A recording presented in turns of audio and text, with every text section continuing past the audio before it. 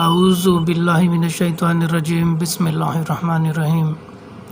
السلام علیکم ورحمۃ اللہ وبرکاتہ۔ دوستو، آج ہم چہرے کی رنگت نکھارنے والے ٹوٹکے کے حوالے سے بات کریں گے، تو چلیے شروع کرتے ہیں۔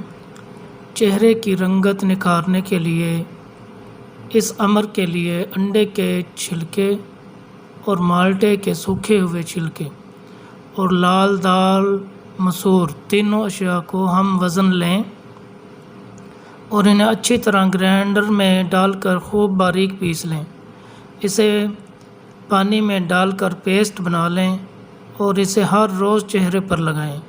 سیاہ اور سانولے چہرے کی رنگت بھی نکھرنا شروع ہو جائے گی اور رنگ سفیدی مائل ہو جائے گا۔ چہرے کے داغ دھبے سارے انشاءاللہ غائب ہو جائیں گے۔